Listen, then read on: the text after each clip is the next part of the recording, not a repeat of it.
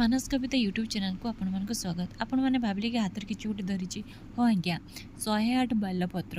ତ ବେଲପତ୍ରରୁ ନାଁ ଶୁଣିକି ଭାବିପାରୁଥିବେ କି ମହାଦେବ ମନ୍ଦିର ଯିବୁ। ଆଜ୍ଞା ହଁ, ସେ ମହାଦେବ ମନ୍ଦିର ବାଲେଶ୍ୱର ନୁହଁ, ଆମେ ଆରଡ଼ି ଯାଉଛେ।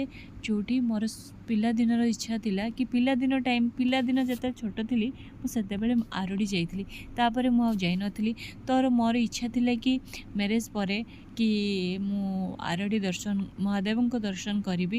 ସେଥିପାଇଁ ମୋ ସ୍ୱାମୀ ପ୍ରତିଦେବ ମୋର ଇଚ୍ଛା ପୂରଣ କଲେ, ତାଙ୍କୁ ବହୁତ ବହୁତ ଧନ୍ୟବାଦ। ତ ଆମେ ବାଲେଶ୍ୱରରୁ ବାହାରିଲୁ ଭଦ୍ରକ ଆରଡ଼ି ଅଭିମୁଖେ। ତ ରାସ୍ତାରେ ଆମେ ବହୁତ ଏନ୍ଜୟ କରି ଗଲୁ, କାହିଁକିନା ପାଗ ବହୁତ ସୁନ୍ଦର ଥିଲା, ମେଘୁଆ ପାଗ, ଆଉ ଚାରିଆଡ଼େ ଗ୍ରୀନ୍ ବାସ୍ ଗ୍ରୀନ୍ ମୋତେ ବହୁତ ପସନ୍ଦ। ସବୁଜ ଚାରିଆଡ଼େ ଦେଖାଯାଉଥିବ ମେଘୁଆ ପାଗକୁ।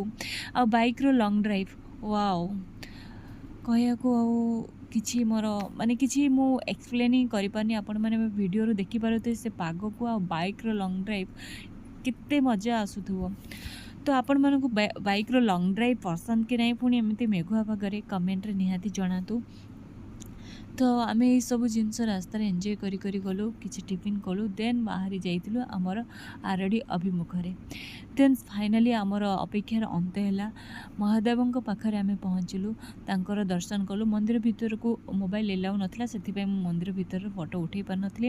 ତାପରେ ଆମେ ପ୍ରସାଦ ସେବନ କଲୁ, ଦେନ୍ ଆମେ କିଛି ଫଟୋ ଉଠାଇଲୁ, ଦେନ୍ ଆମେ ବାହାରିଲୁ। ଭିଡ଼ିଓଟି ଯଦି ଭଲ ଲାଗିଥିବ ଲାଇକ୍ କରନ୍ତୁ, ସେୟାର କରନ୍ତୁ, ସବସ୍କ୍ରାଇବ୍ କରନ୍ତୁ।